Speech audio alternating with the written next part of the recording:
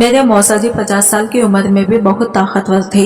वो थे तो 50 साल के, लेकिन अभी भी वो नौजवान की तरह ही तंदुरुस्त दिखते थे। वहाँ मौसा जी बेहद प्यार करते थे और मौसी को हमेशा खुश रखते थे। लेकिन जब रात हुई तो मौसी के कमरे से अजीब अजीब सी आवाजें आने लगी। फिर मैंने देखा मौसी के कमरे से निकलने के बाद वो लंगड़ा लंगड़ा कर चल रही थी। मुझे तो मौसी की ऐसी हालत देखकर बहुत ही हैरानी होती थी। मैं सोचती थी कि मौसा जी ऐसा क्या करते हैं जो मौसी इस तरह लंगड़ा कर चल रही है। एक दिन मौसी की तबीयत खराब हो गई तो मौसी ने कहा कि बहू, तुम अपने मौसा को दूध दे आना। थोड़ी देर बाद जब मौसी सो गई तो मैं मौसी की तरह ही अपना हुलिया बनाकर मौसा जी को दूध देने चली गई। जैसे ही मैंने दूध का गिलास रखकर पीछे मुड़ी तो मौसी जी मेरा हाथ पकड़कर अपने ऊपर खींच लिया और मौसी समझकर पूरी रात। मेरा नाम सबा है और मैं एक मिडिल क्लास फैमिली से ताल्लुक रखती हूँ। मैं देखने में काफी सुंदर हूँ और अभी 22 साल की। हम अपने माँ बाप की 2 ही औलाद थी, मैं और मेरे बड़े भाई फारूक। हम अपने मम्मी पापा के साथ बहुत ही खुश थे। मेरी भाई की शादी 1 साल पहले ही हुआ था। जब से मेरी भाभी आई थी तब से मेरी मम्मी पापा भी बहुत खुश रहने लगे थे। मेरी भाभी बहुत ही अच्छी थी। मेरे भाई और भाभी में बहुत प्यार था। भाई पास के शहर में एक ऑफिस में काम करते थे। वो जब भी ऑफिस से आते तो हम सबके लिए कुछ न कुछ खाने के लिए जरूर लेकर आते थे। ये सब देखकर मैं बहुत खुश थी। मैं यही समझती थी कि अल्लाह ऐसा भाई सबको दे। मेरे मम्मी पापा को भी भाई पर बहुत गर्व था क्योंकि भाई मम्मी पापा से बहुत प्यार करते थे।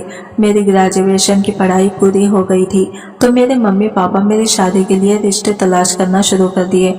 अभी कुछ ही दिन गुजरे थे कि एक अच्छा सा लड़का मेरे पापा को मालूम हुआ। पापा ने इस लड़के की छानबीन की तो पता चला कि लड़का बहुत ही अच्छा है। लड़के का नाम शाबू है, लेकिन इसके माँ बाप नहीं हैं। इसे इसके मौसा और मौसी ने अपने बेटे की तरह पाला पोसा है। लड़का बहुत ही अच्छा है और इसमें किसी तरह का कोई ऐब भी नहीं है। जैसे ही मैंने शादी की बात सुनी तो मेरे मन में कई सारे सपने आने लगे। मैं दुनिया भर के ख्वाब देखने लगी थी। मैं जवान और खूबसूरत थी, इसलिए मेरे अंदर एक लड़का और लड़की के बीच की बातें काफी अच्छे से समझ जाती थी। पापा ने सोचा कि फैमिली अच्छी है तो देर नहीं करनी चाहिए, इसलिए मेरे पापा ने झटपट से शादी तय कर दी और 10 दिनों में ही शादी होकर मैं अपने ससुराल आ गई। ससुराल में मेरे शौहर, मौसा और मौसी भी मुझे देखकर बहुत खुश थे। सारे रस्में खत्म होने के बाद मुझे कमरे में भेज दिया गया। धीरे धीरे वक्त गुजरा और रात हो गई और मैं अपने सुहाग के स्टेज पर बैठी अपने शौहर का इंतजार कर रही थी। इस वक्त मेरा मन बहुत ही बेचैन हो रहा था क्योंकि सुहागरात का तो मैंने बहुत नाम सुना था। यह शादी की एक यादगार दिन होती है। मैं यही सब सोचकर घबरा भी रही थी। थोड़ी देर के बाद मैं शाबू कमरे में आई और मेरे पास बैठ गई। वो कहने लगे, सबा, मैं बहुत ही खुश हूँ कि तुम्हारे जैसा मुझे जीवन साथी मिला। पता है सबा, जब मैं 10 साल का था तब मेरे मम्मी पापा का एक एक्सीडेंट में मौत हो गया। तब से मुझे मेरे मौसा और मौसी ने ही पाल पोस कर बड़ा किया है और इस काबिल बनाया है। मैं चुपचाप इनकी बातों को सुन रही थी। फिर मैंने कहा कि आपके मौसा और मौसी की अपनी कोई औलाद नहीं है क्या? तब मेरे शौहर शाबू कहने लगे कि मेरी मौसी बहुत दिनों तक कोई औलाद नहीं हुआ, लेकिन जब मौसा जी मौसी की बहुत इलाज करवाए तब कई साल के बाद वो प्रेग्नेंट हुई। लेकिन जब बच्चा होने के समय आया तो मौसी की अचानक तबीयत खराब हो गई।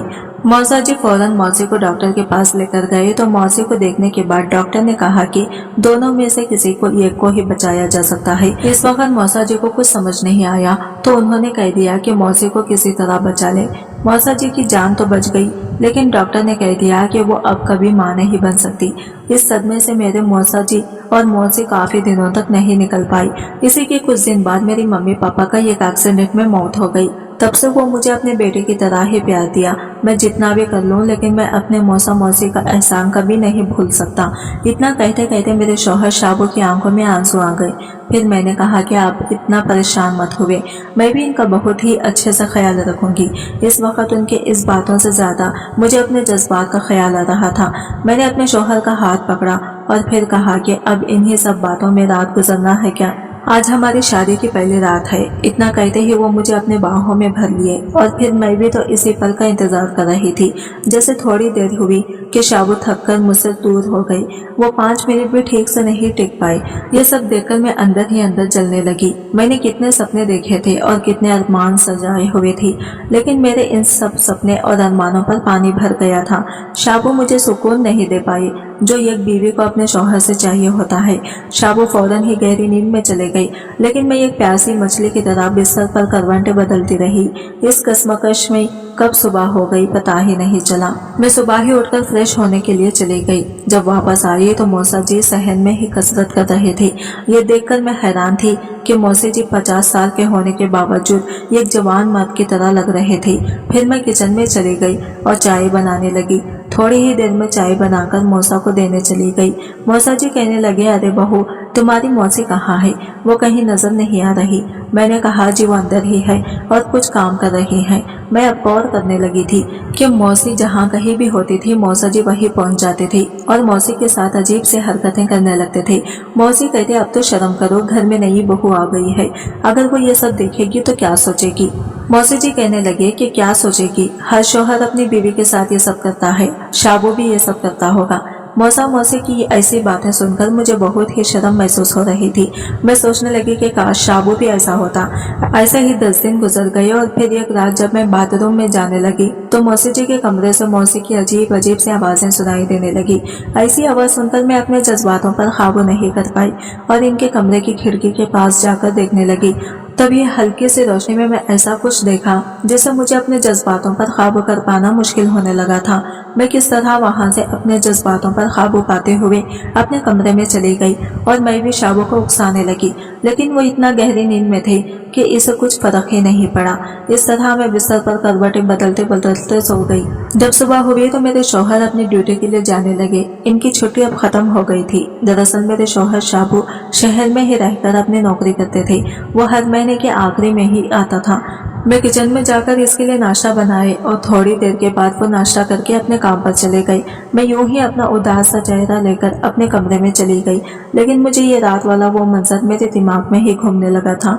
मैं यहाँ सोचने लगी कि मौसा कितने खुशकिस्मत वाली हैं जो अभी तक मौसी जी इस कदर प्यार करते हैं। एक मेरा शौहर है जिसके प्यार के लिए मुझे तरसना पड़ता है। वो मुझे कभी भी सुकून नहीं दे पाता है। पता नहीं क्यों अब तो ऐसे ही दिन कट रहे थे।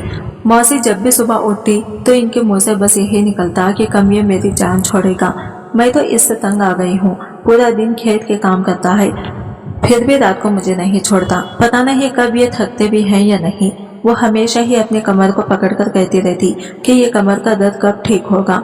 मौसी की ऐसी बातें सुनकर मैं भी हैरान रह जाती कि आखिर मौसा जी ऐसा क्या करते हैं जो मौसी ऐसी बातें करती रहती हैं। अगली रात फिर से मौसी के कमरे से वही आवाजें आने लगी। फिर मैं अपने आप पर काबू नहीं कर पाई और उसी खिड़की के पास जाकर इनके कमरे में झांक कर देखने लगी। फिर से वही मंजर मेरे आंखों के सामने था जिसे देखकर ही मैं बेकाबू होने लगी थी। फिर मैंने अपने कदम में पीछे कर लिया और अपने कमरे में वापस आ गई। कमरे में आकर मैं ये सच सोचने लगी कि कहीं ये बात मौसा जी को पता चल गई तो हो सकता है कि इनको बहुत बुरा लगेगा। यही सोचकर मैं कई दिनों तक वो सब देखना बंद कर दिया था। एक दिन मौसी की तबीयत बहुत ही खराब थी। वो अपना सर पकड़कर यही कहे जा रही थी कि मेरी तबीयत खराब है, लेकिन इसे इन सब से कोई मतलब नहीं है। इसे तो बस अपनी खुशी पूरी करनी है। रात को मौसी ने मुझसे कहा कि बहू, आज मेरा तबीयत ठीक नहीं है, इसीलिए मैं इसके कमरे नहीं जाऊंगी।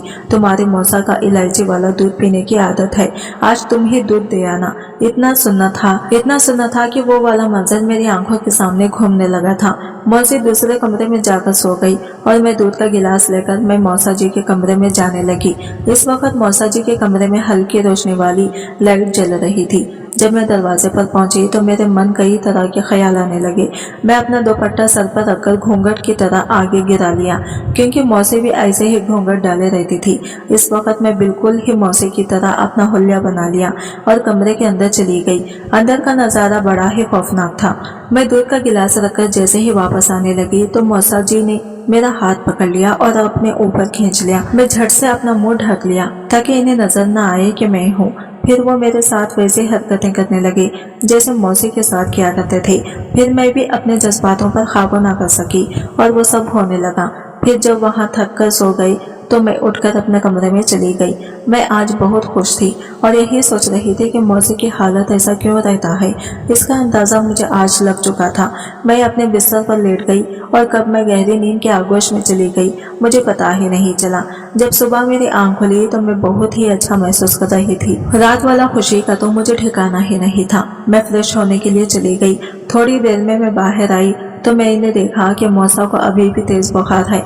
मैं इनके माथे पर कपड़े भिगो कर पोंछने लगी, तभी मौसी जी भी वहां आ गए। वो पूछने लगे कि बहू, अब मौसी की तबीयत कैसी है? मैंने कहा हाँ, अब कुछ ठीक है, बुखार भी थोड़ा कम हो गया है। इस वक्त मैंने महसूस किया कि मौसी जी मुझे गौर से देखे जा रहे थे। इससे पहले तो वो कभी इस तरह नहीं देखते थे। मैं सोचने लगी कि कहीं रात वाली बात तो इनको पता नहीं चल गई कि मौसी की जगह मैं थी। ये सब सोचकर मैं एकदम से घबरा गई। मुझे लगा कहीं ये बात मौसा जी को पता चल गई तो पता नहीं मेरे बारे में क्या सोचेंगे। जब रात हुई तो फिर से मौसी कहने लगी, बहू, जब तक मेरी तबीयत पूरी तरह ठीक नहीं हो जाता है तब तक मैं तुम्हारे मौसी के पास नहीं जाऊंगी, नहीं तो मेरी तबीयत और ज्यादा खराब हो जाएगी। इसलिए तुम मौसा को दूध दे आना, नहीं तो इसके लिए भी मुझे ढूंढते हुए यहाँ तक आ जाएंगे। मौसी ये बात सुनकर तो जैसे मैं पूरी तरह खुश हो गई। मैं सोचने लगी कि क्यों ना आज फिर से वो मजा लिया जाए। देर रात तक जब मौसी सो गई तो मैं दूध लेकर मौसा जी के कमरे में चली गई। मैं जैसे ही दूध का गिलास रखकर पीछे मुड़ी तो मौसा जी मेरा हाथ पकड़ लिए और कहने लगे कि क्या हुआ बहू, ऐसे ही क्यों जा रही हो? मौसा जी के मुंह से ऐसी बात सुनकर तो मैं एकदम से घबरा गई। मुझे लगा शायद मेरे साथ अब कोई अनहोनी होने वाला है, लेकिन मौसा जी कहने लगे कि मुझे पता है कि कल रात को भी मौसी की जगह तुम थी। फिर मैंने मौसा जी से कहा कि अगर आपको मालूम था तो फिर मुझे कुछ कहा क्यों नहीं? मौसा जी कहने लगे कि बहू, मुझे पता है कि शाबू से तुम खुश नहीं हो। तुम भले ही ये बात मुझे मत बताओ, लेकिन मैं तुम्हारी तकलीफ को अच्छी तरह समझ सकता हूँ। देखो बहू, तुम इस सब की फिक्र बिल्कुल भी मत करो। अगर तुम्हारा यही हाल रहेगा तब तुम माँ कैसे बनोगी? मौसा जी की ऐसी बातें सुनकर मैं बेफिक्र हो गई थी, लेकिन थोड़ा बहुत डर मेरे मन में था कि कहीं ये बात शाबू को और मौसी को पता चली तब मेरा क्या हाल होगा। इस वक्त तो मैं इस सब बातों को अलग कर दिया और मौसा जी के साथ अपनी खुशियां बांटने लगी। इस रात भी जब मौसा जी सो गए तो मैं अपने कमरे में आ गई। अब तो ये रोज होने लगा था। मैं भी काफी खुश रहने लगी थी। मौसा जी भी जैसे हर रात को मेरा ही इंतजार में रहने लगे थे। इसी तरह से कई दिन गुजर गए और फिर एक दिन अचानक मेरे शौहर शाबू घर आ गए। इस दिन मैं बहुत ज्यादा खुश थी। जब रात हुई तो सभी खाना खाने के बाद अपने अपने कमरे में चले गए। मैं और मेरे शौहर भी अपने कमरे में चले गए। इस रात मुझे महसूस हुआ कि शाबू अब पहले से बेहतर हो गए हैं, लेकिन इतना ज्यादा भी नहीं। फिर वो गहरी नींद में सो गई। इस कदर इनको सोया हुआ देखकर मैं अंदर ही अंदर जलने लगी। फिर सोचने लगी कि मौसा जी के पास चली जाऊं, लेकिन शाबू थे जिसकी वजह से मैं किसी तरह अपने आप को समझाकर सो गई। सुबह हुई तो शाबू बोले कि मैं 3 दिन के लिए शहर जा रहा हूँ, अब 3 बार मैं वापस आऊंगा। ये बात सुनकर तो मैं बहुत खुश थी और फिर से रात का वो मंजर के बारे में सोचने लगी। इस दिन बहुत ही मुश्किल से रात हुई। जब मौसी सो गई तो मैं मौसा जी के कमरे में चली गई। इस रात को मैंने देखा कि मौसा जी बड़ी बेसब्री से मेरा इंतजार कर रहे थे। फिर मेरे जाते ही वो शुरू हो गई। इस रात में मैं पूरी तरह सुकून से थी और खुशी भी बहुत ज्यादा थी। अगले दिन जब मैं घर के कामों में बिजी थी तो अचानक मेरे शौहर शाबू घर आ गई। ये देखकर तो मैं एकदम से घबरा गई। मैं इनसे पूछने लगी कि क्या बात है जनाब, बहुत जल्दी वापस आ गए? शाबू कहने लगा कि सबा, अब मैं अपनी ड्यूटी घर से ही किया करूंगा, क्योंकि अब और ज्यादा मैं तुम्हें तकलीफ नहीं देना चाहता हूँ। इनके मुंह से इस तरह की बातें सुनकर तो मैं सत्ते में आ गई कि आखिर ये आज ऐसी बातें क्यों कर रहे हैं। फिर शाबू कहने लगे कि पता है सबा, तुम जैसी बीवी बहुत किस्मत वालों को मिलता है। मैं तो बहुत खुशकिस्मत वाला हूँ कि मुझे तुम जैसी बीवी मिली है, क्योंकि जब किसी औरत को अपने शौहर से सुकून हासिल नहीं होता है तो वो दूसरे आदमी की तलाश में रहने लगती है। लेकिन तुमने ऐसा नहीं किया, तुमने मेरे भरोसे को बनाए रखा। यही मेरे लिए बहुत गर्व की बात है। शाबू की ऐसी बात सुनकर मैं अपने आप को मन ही मन में कोसने लगी। मैं सोचने लगी कि मेरे शौहर मुझ पर कितना भरोसा किया था और मैं इनके पीछे क्या कर रही थी। इतना अच्छा शौहर को मैंने धोखा दिया है। इस वक्त मुझे अपने आप से नफरत होने लगी थी और मैं अंदर ही अंदर घुटन महसूस करने लगी थी। मेरे शौहर कहने लगे कि पता है सबा कि मुझे एक गिफ्ट रोग था जिसका इलाज मैं शहर में ही रहकर कब से करवा रहा था। इसी रोग की वजह से मैं अभी शादी भी नहीं करना चाहता था, लेकिन मौसी की जिद के आगे मुझे तुमसे शादी करना पड़ा। वैसे अब कोई परेशानी की बात नहीं है, अब मैं बिल्कुल ठीक हो गया हूँ। जब रात हुई तो मेरे शौहर से मुझे वो खुशी मिली जो शादी की बात कभी नहीं मिला था। आज मैं बहुत ही खुश था। अगली सुबह जब मौसा जी की नजर मेरे ऊपर पड़ी तो मैं इनसे नजरें चुराने लगी। मुझे इस वक्त अपनी गलती का एहसास हो चुका था। था कि मैं ये गलत राह पर चल पड़ी थी, लेकिन अब मैं अपने शौहर को धोखा नहीं देना चाहती थी। इस दिन के बाद से मैं मौसा जी के कमरे में जाना छोड़ दिया और अपने शौहर के साथ बहुत ही खुश रहने लगी थी। मौसा जी समझ चुके थे अब वो पछतावे की आग में जल रहे हैं और कहीं ना कहीं इनको भी अपनी गलती का एहसास होने लगा था। इस दिन के बाद मौसा जी भी मेरे ऊपर गलत निगाह रखना बंद कर दे, वो भी एक अच्छे इंसान की तरह ही रहने लगे। जब किसी लड़का या लड़की को अपने शौहर या बीवी से सुकून नहीं मिल पाता है तब वो गलत राह पर निकल पड़ता है। लेकिन मैं आपसे इतना ही कहना चाहूंगा कि आप पहले इस बात की तसल्ली करें कि इनके साथ मसला क्या है। अगर आप इस मसले का हल निकालेंगे तो आपको गलत राह पर चलने की जरूरत नहीं पड़ेगी, क्योंकि इस रास्ते पर आपको सिर्फ कुछ पल के लिए सुकून मिलेगी, लेकिन पछताना पूरा जिंदगी पड़ेगी।